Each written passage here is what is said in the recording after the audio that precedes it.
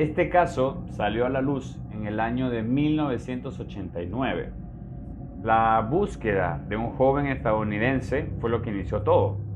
Mark Kilroy, de 21 años, sería la clave que destaparía uno de los casos más increíbles jamás vistos a nivel mundial, ya que involucraba el ocultismo y la santería a un nivel bastante elevado. El responsable de dichos actos era Adolfo de Jesús Constanzo, un cubano estadounidense conocido como el Padrino, creyente de la religión Palo Mayombe. Adolfo Constanzo nació el 1 de noviembre de 1962 en Miami, Florida, Estados Unidos, y era hijo de padres cubanos refugiados. Desde pequeño fue bautizado como católico y sirvió de hecho como monaguillo en una iglesia, aunque sus padres no precisamente eran religiosos, porque su madre era creyente de la santería. Esta religión fue importada a Cuba en el siglo XIX por esclavos procedentes del pueblo Yoruba, originarios de Nigeria. El concepto del bien y del mal no forma parte de la santería, por lo que se deja a criterio del practicante. La mamá de Adolfo, luego de la muerte de su primer esposo, decidió mudarse a San Juan de Puerto Rico, donde conoció otra religión, la religión del Palo Mayombe, y debido a su entrega en este culto se hizo sacerdotisa del mismo. Y obviamente involucró a su hijo y se dio a conocer en esas prácticas que lo inculcó, dejando a un lado las creencias religiosas del catolicismo. En 1972 decide regresar a Miami, donde se casó nuevamente, y esta última pareja que tuvo tenía creencias similares porque era practicante del ocultismo. Poco a poco el camino de Constanzo fue tomando forma, ya que en secundaria su comportamiento y sus actos se hizo cada vez más inclinado al mal, siendo incluso arrestado junto a su madre en diferentes ocasiones por cometer robos a comercios, mano armada y ese tipo de cosas así. De hecho, fue expulsado del bachillerato por mala conducta y lejos de acomodarse, siguió las prácticas inculcadas por su madre, porque su progenitora le había hecho creer que él era especial porque tenía habilidades psíquicas para predecir el futuro. Durante su adolescencia se hizo gran amigo de un sacerdote del Palo Mayombe, quien le enseñó rituales avanzados para conseguir todo lo necesario y así tener mucho éxito en la vida.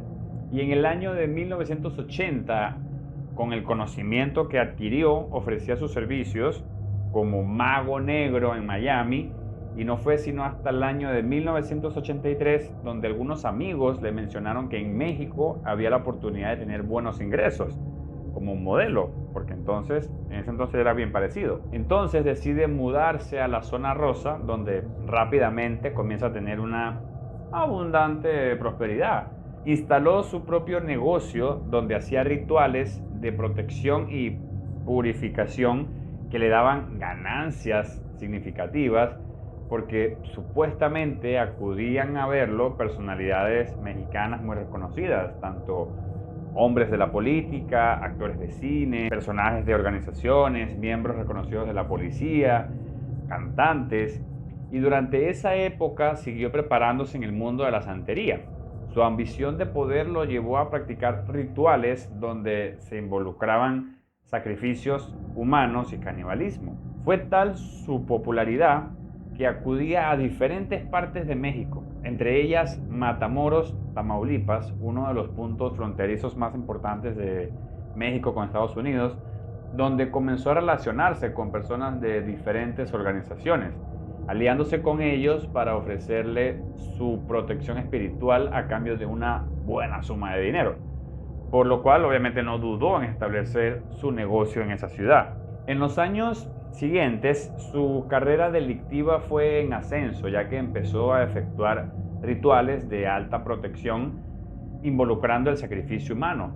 Pero esto obviamente no lo hizo solo, contaba con la ayuda de Martín Quintana Rodríguez y Omar Orea Ochoa, quienes se desempeñaban como sus más fieles discípulos y aparte amantes, porque tenía preferencias sexuales con hombres, con mujeres, Durante su estancia en Matamoros, conoció a una joven divorciada llamada Sara Aldrete, quien era en ese entonces estudiante de antropología de la Universidad de Texas.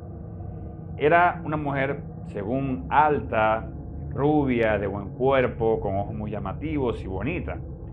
Ellos se conocieron porque un día chocaron los autos de ambos y se dio como el encuentro. Y lejos de molestarse a Adolfo, la invita a tomar un café.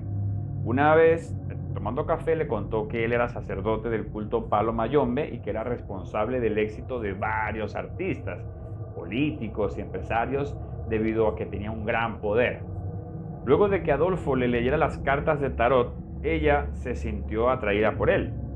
Al terminar de conversar, le dijo que si podía ayudarla, y entonces ella llevó a su novio Serafín Hernández y a su tío Helio, quienes se dedicaban a la venta de drogas, y su objetivo obviamente era que los ayudara a que su negocio le fuera bien.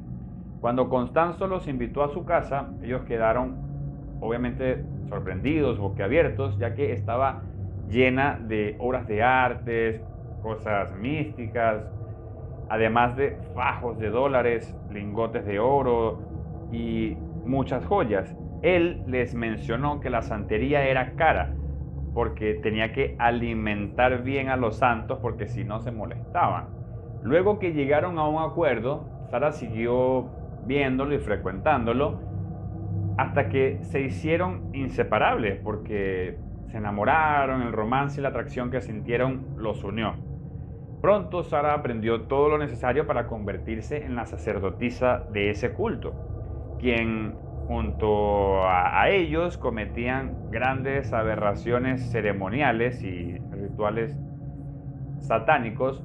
Conforme se fueron consolidando, reclutaron nuevos miembros a quienes instruían en los rituales y en los hechizos de magia negra. Jóvenes normalmente entre los 20, 23, 25 años, y se dice que Sara les proyectaba una película sobre la santería, donde la trama principal era orillar a un psiquiatra, quien trabajaba para la policía, a sacrificar a su propio hijo, para satisfacer las necesidades de la secta, creándoles la idea de una hermandad. Aquellos que pertenecían a la misma tenían que dar todo lo que fuera conveniente y necesario para la secta sin escatimar. Incluso tenían que dar hasta su propia sangre. Adolfo les prometía a los nuevos miembros que serían totalmente invulnerables a las balas y que tendrán incluso hasta el poder de hacerse invisibles si siguen al pie de la letra sus instrucciones. Imagínense lo absurdo de eso. En los siguientes años, una serie de asesinatos terroríficos comenzaron a pasar en Matamoros. La policía en ese entonces descubrió cerca de 8 cuerpos desfigurados y cortados muy feo, atados a un bloque de cemento cerca de un río, y las personas que estaban allí no podían explicar ese hecho, porque sin duda provocaba el escalofrío de aquellos presentes en esa investigación. Esta secta se instala en un lugar aislado, en un lugar que se llama el Rancho Santa Elena, a algunos kilómetros de esa ciudad de Matamoros. Una vez ahí, confeccionaron un caldero llamado ganga, el cual sirve para hacer pactos con un espíritu que trabaja para el palero. Lo que se vierte ahí son una combinación de madera, cigarros, cuerpos de animales, costillas y tibias de algún cuerpo humano, así como un cráneo cuyo cerebro aún se encuentra en su interior. Además de que en esta clase de sacrificios la tortura es un elemento esencial. Si te está gustando este video, no olvides suscribirte. En una ocasión estaban reunidos en el rancho, listos para un ritual, y en este caso la víctima era Gilberto Sos, un ex policía que se dedicaba a la venta de droga.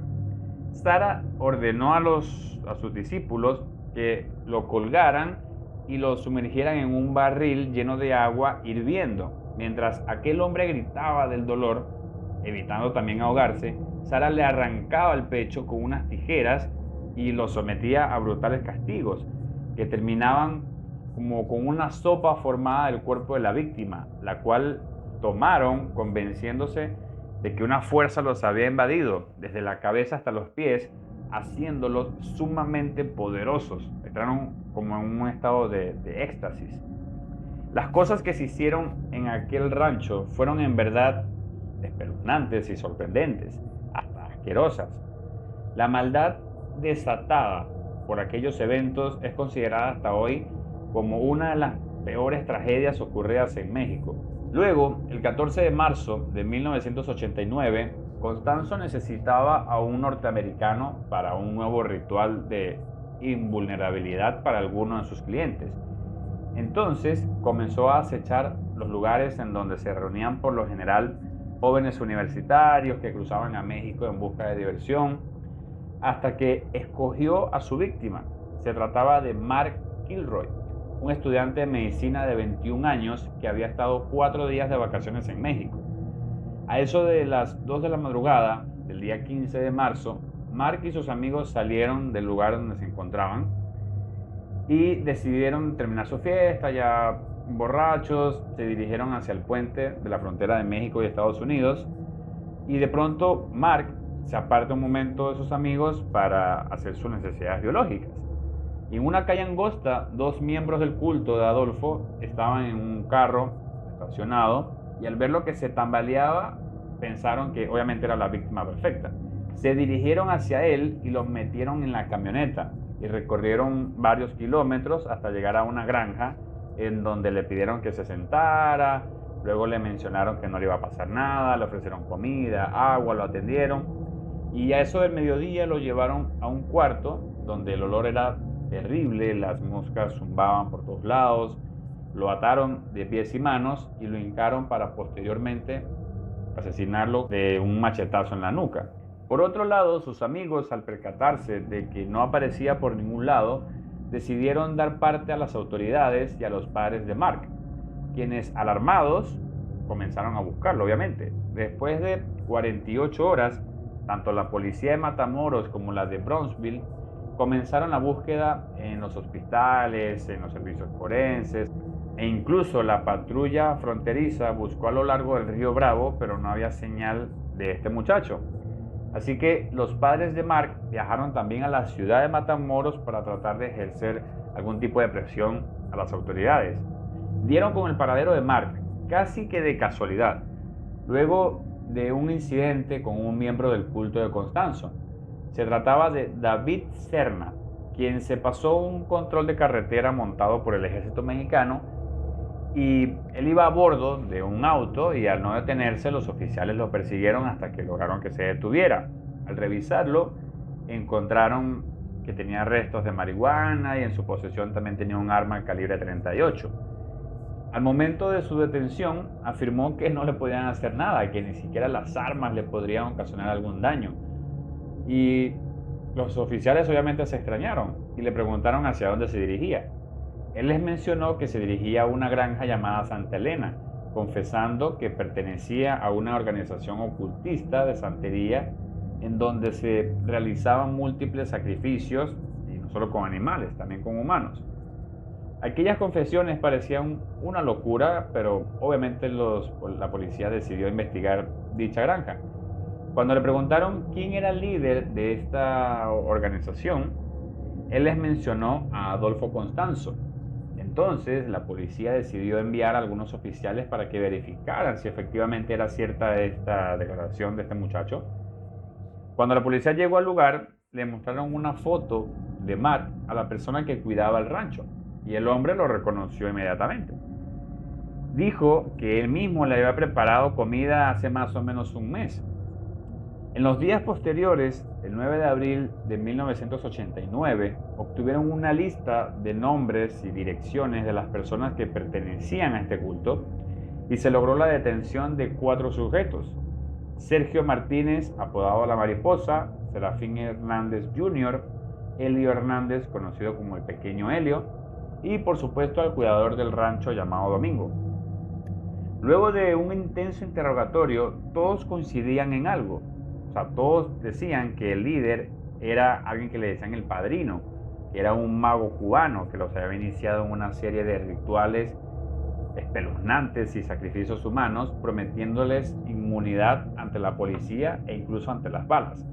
Agregaron que dicho sujeto contaba con la complicidad de una mujer, a quien apodaban la bruja, una joven mexicana que participaba en las iniciaciones de los nuevos miembros y solía dirigir las sesiones de este culto. Luego de algunas horas, el agente Roberto Gracia les mostró una foto de Mark y ahí confesaron que efectivamente Adolfo lo había asesinado en un ritual de santería donde lo sometieron a un castigo severo. Al escuchar esta confesión, la policía fue al lugar. El martes 11 de abril de 1989, junto con los miembros del culto que estaban detenidos, fueron al rancho de Santa Elena y abrieron la puerta de una barraca y el olor que salía de ahí era a putrefacción.